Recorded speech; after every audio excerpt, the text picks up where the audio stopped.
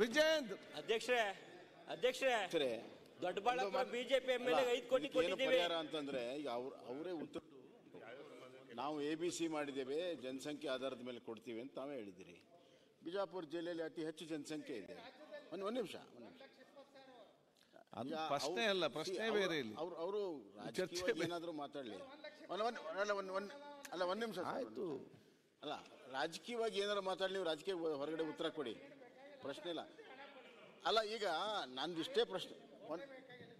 ಒಂದೇ ನಿಮಿಷ ಸರ್, ನಿಮ್ಮ ಪರವಾಗಿ ಬಿನ್ ಫೀಸ್ ವಕೀಲ, ಅದಕ್ಕೆ ಅಲ್ಪಸಂಖ್ಯಾತರ ಪರವಾಗಿ ಹೇಳ್ತೇವೆ.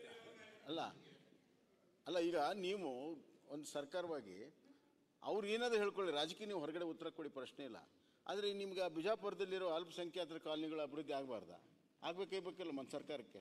ಯತ್ನಾಳ್ ಅವ್ರಿಗೋಸ್ಕರ ನೀವು ಇಡೀ 1,20,000 ಮತದಾರ ಇರುವಂಥ ಬಿಜಾಪುರನ್ನ ನೆಗ್ಲೆಕ್ಟ್ ಮಾಡಿದರೆ ನೀವು ಅಲ್ಪಸಂಖ್ಯಾತರ ರಕ್ಷಕರಾಗ್ತಿರೋ ಏನಾಗ್ತೀವಿ? ಈಗ ಅದರಿಂದ ಅಲ್ಲ, ಒಂದೇ ನಿಮಿಷ, ಪ್ರಶ್ನೆ ಬೇರೆ, ಚರ್ಚೆ ಬೇರೆ ಇಲ್ಲ.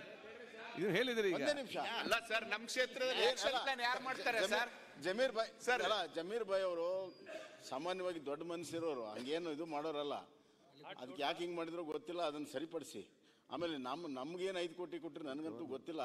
ಮತ್ತು ನೀವು ಯಾರ್ಯಾರ್ದವ್ರು ಲೆಟರ್ ಮೇಲೆ ಕೊಟ್ಟರೆ, ನೀವೆಲ್ಲ ಯಾರ್ಯಾರೋ ಬೇರೆ ಬೇರೆಯವ್ರ ಲೆಟರ್ ಮೇಲೆ ಕೊಟ್ಟರೆ ನಮ್ಮ ಕ್ಷೇತ್ರದಲ್ಲಿ ಯಾವ್ದು ಕೆಲಸ ಆಗ್ಬೇಕು ಅನ್ನೋದು ನಮ್ಗೆ ಗೊತ್ತಿರ್ತದೆ.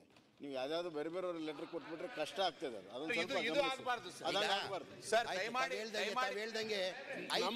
5 ಕೋಟಿ ಆಗೋದಿಲ್ಲ. ಯಾರೋ ಗುತ್ತಿಗೆದಾರರು ಮಾಜಿ ಮುಖ್ಯಮಂತ್ರಿ ಬಿಜಾಪುರಲ್ಲಿ ಅಲ್ಪಸಂಖ್ಯಾತರು ಜಾಸ್ತಿ ಇದ್ದಾರೆ. ಎಲ್ಲರಿಗೂ 5 ಕೋಟಿ ಕೊಟ್ಟಿದ್ದಾರೆ. ನೀವು ಅಲ್ಲಿ ಜಾಸ್ತಿ ಕೊಡ್ತಾರೆ.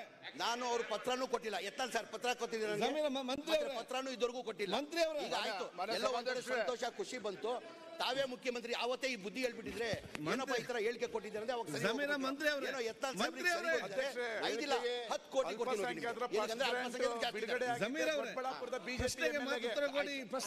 ಪ್ರಶ್ನೆ ಕೇಳಿ. ಆಯ್ತು, ನೆಕ್ಸ್ಟ್